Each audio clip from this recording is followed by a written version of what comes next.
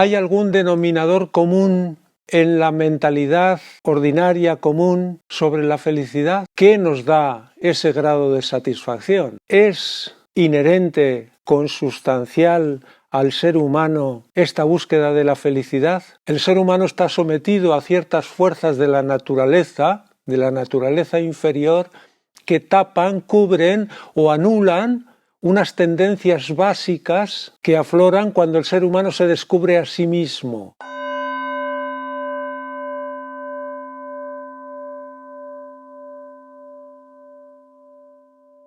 Buenos días, bienvenidos a todas y a todos.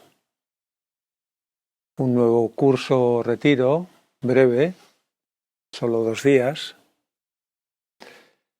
con un tema: la felicidad no es un secreto, es una conquista. Es una formulación un poco incoherente, porque lo coherente sería: la felicidad no es un regalo, es una conquista. Ahí sí que habría coherencia. Pero en este título no hay mucha coherencia, ni yo la he buscado.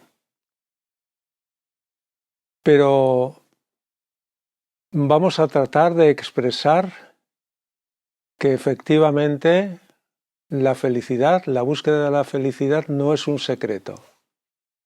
Pero tenemos que convenir que para la mayoría de la humanidad, la felicidad y su búsqueda es un secreto. No sabe en qué consiste. Este es un pequeño drama, o no tan pequeño, que la humanidad vive. Teniendo la necesidad de ser feliz, tendiendo a la felicidad, porque creo que a todos nos gustaría ser felices, sin embargo, no sabemos cómo hacernos con ella, no sabemos cómo llegar a ser felices. Y si en el caso de saberlo y de encontrar alguna directriz que nos acerque a esa felicidad, nos sentimos sin fuerza, sin poder de seguir ese camino. Y con el tiempo vamos adecuando nuestro estatus o nuestra mentalidad a nuestro estatus. Es decir, aceptamos de alguna manera que en este mundo en el que vivimos, en esta vida que llevamos, en esta vida que la mayoría de la gente lleva, la felicidad solo es una conquista parcial. Y nos conformamos. ¿Eres feliz? Podríamos contestar: bastante feliz, razonablemente feliz. Bueno, no soy muy feliz, pero hay otras personas que son mucho más infelices que yo, y tengo la obligación de sentirme feliz porque, en definitiva, vivo mejor que ellos. Si preguntáramos en qué consiste la felicidad, cada persona nos podría responder de una manera subjetiva, porque el sujeto tiene percepciones subjetivas sobre la vida, por eso es sujeto. Nos podría responder de muy distintas maneras. ¿Hay algún denominador común en la mentalidad ordinaria común sobre la felicidad? Pues podríamos decir, tal vez, que un denominador común podría ser el grado de satisfacción con el que vivimos. Ahora, otra pregunta consecuente con esto: ¿qué nos da ese grado de satisfacción? Y aquí otra vez la diversificación sería extraordinaria. Hay gente que, desde el punto de vista moral, se podría sentir muy satisfecho con llevar una vida acorde a los preceptos morales que tiene como principio en su vida. Un intelectual podría sentir la satisfacción en la adquisición de conocimiento que le permita interpretar la vida, teorizar sobre ella. Un científico podría encontrar esa satisfacción en la resolución de aquellos retos, de aquellos descubrimientos sobre los que su mente y todo su ser se vierte. Un ser más básico podría encontrar esa satisfacción en sentir cubierta su vida desde el punto de vista material, sentir seguridad económica y desde el punto de vista afectivo mantener su entorno afectivo estable. Por tanto, si la satisfacción pudiera ser un elemento común, un denominador común para interpretar nuestro grado de felicidad, la diversificación es extraordinaria al percibir desde el punto de vista personal y subjetivo de las personas en qué consiste, sobre qué se basa esa satisfacción. Es un tema complejo, porque el ser humano es muy diverso y se expresa de manera muy diversa y siente de manera muy diversa. Podríamos preguntarnos también, ¿es inherente, consustancial al ser humano esta búsqueda de la felicidad? ¿Este impulso hacia la felicidad? ¿Esta querencia a la felicidad? Esta es una pregunta que yo pensaba que tenía fácil respuesta, e incluso aquí he afirmado que la consciencia humana tiende siempre a la felicidad. Que a todo el mundo le gustaría ser feliz por eso, porque todo ser humano, consciente o inconscientemente, tiene este impulso a la felicidad. Con el tiempo me he dado cuenta de que a pesar de eso, hay mucha gente que no busca la felicidad, o no de forma explícita, yo quiero ser feliz. Hay mucha gente que para sí mismo se formula, yo quiero ser rico. Yo conocí, Teresa y yo, hablamos con una persona que nos dijo, yo en cierto momento de mi vida decidí que iba a ser muy rico, y era muy rico. Buscaba la felicidad. Si creía que iba a ser más feliz siendo rico, tal vez. Pero la ambición que a una persona lleva a ser rica, si no es que haya heredado una fortuna y es rica ya de nacimiento, esa ambición está llena de desasosiegos, llena de fracasos.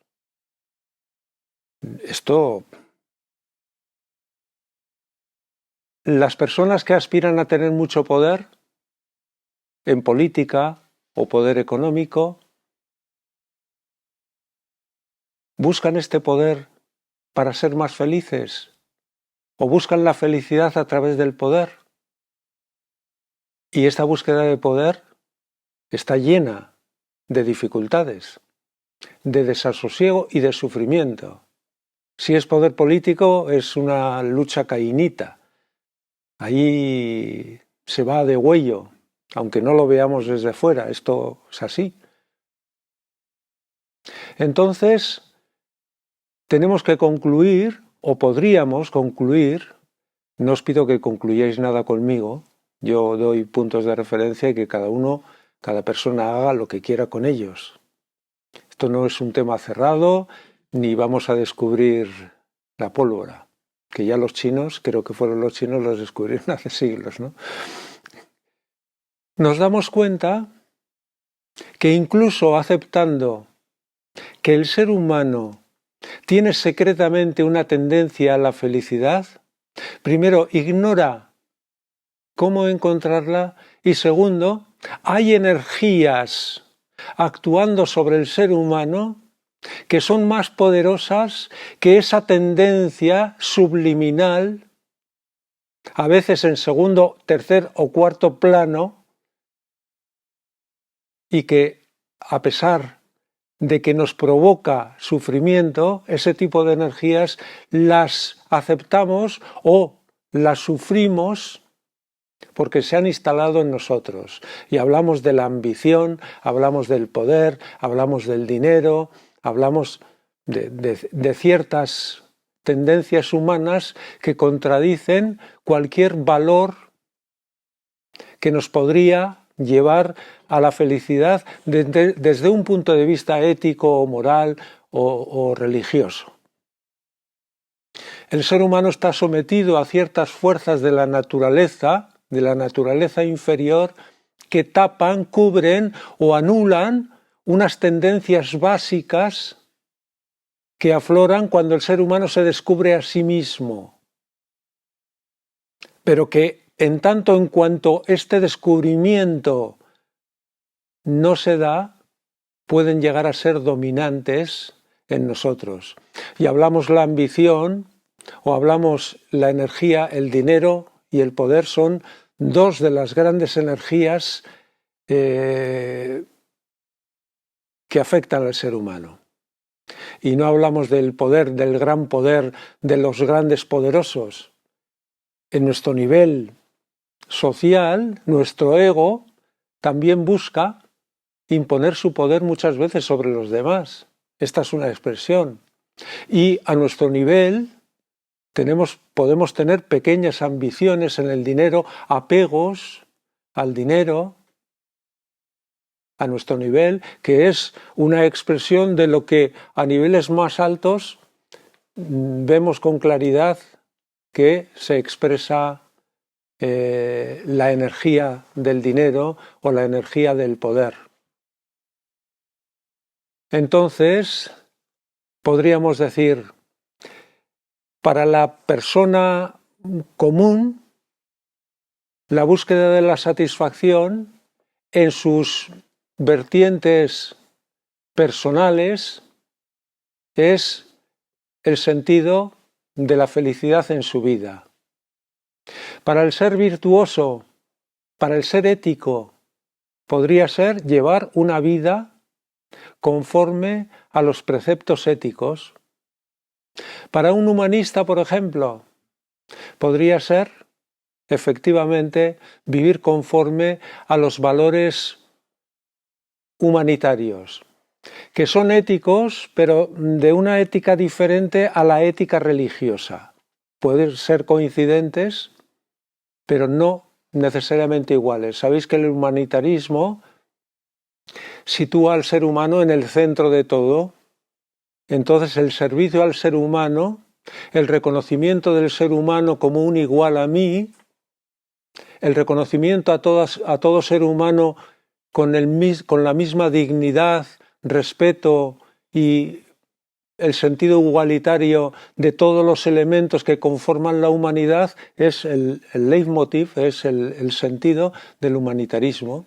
Para esta persona, esta entrega, el servicio a los demás, esta entrega al progreso de la humanidad sería el motivo, la causa de su satisfacción y por tanto el termómetro o el medidor de su felicidad en la vida. Al ser ético, religioso, pues actuar conforme a los preceptos religiosos que, insisto, no siempre son coincidentes con el humanitarismo, que en sí no es religioso. Vemos que los mandamientos cristianos o el óctuple camino budista son preceptos éticos, fundamentalmente. No todos, pero la mayoría son preceptos éticos. Honrarás a tu padre y a tu madre, no robarás, no matarás, son preceptos éticos, que son una especie de vivir una vida conforme a esos preceptos que favorezca que aquello a lo que aspiramos espiritualmente se cumpla en nosotros. El camino octuple budista, el pensamiento correcto, la acción correcta, también son preceptos éticos. Pues para el ser ético religioso, vivir una vida conforme a estos preceptos sería el nivel, su grado de satisfacción y, por tanto, el sentido de la felicidad en su vida. La cuestión es, ¿hay en el ser humano, inherente a su propia conciencia, consustancial a su ser, algo que nos lleva a esta búsqueda de la felicidad? Algo inherente a nosotros que siempre nos impulsa a esta felicidad, a pesar de que efectivamente puede haber energías que oculten ese impulso, que lo inutilicen, que lo dejen completamente adormilado y que no se pueda expresar en nosotros. Si el ser humano tiene este sentido hacia la felicidad, nos podríamos preguntar ¿por qué? ¿Por qué? ¿Por qué sentimos la necesidad de ser felices? ¿Y en qué consiste ese ser feliz? ¿Es el amor? ¿Es el conocimiento? ¿Es la acción correcta? ¿Es el humanitarismo? ¿Son los valores éticos? Esto, cada persona tiene que ir encontrando su respuesta.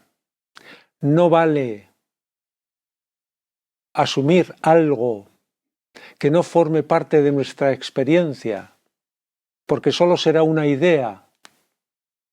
Podemos admitir una idea como principio, pero solo será efectiva si esa idea llega a ser en nosotros o propicia en nosotros algún tipo de experiencia que corrobore la verdad y la corrección de esa idea. Es decir, yo puedo hablar mucho de Dios y ser simplemente una idea para mí, que he aceptado como buena, pero si no tengo ninguna experiencia de Dios, esa idea nunca será transformadora en mí, porque no forma parte de mi experiencia y de mi vida. Pero si llega, lo mismo pasa con el amor, lo mismo pasa con el humanitarismo, en tanto en cuanto la idea puede ser la puerta que se abre a la experiencia, en esa misma proporción es una idea fuerza, es una idea realidad en mí y por tanto transformadora de mi ser.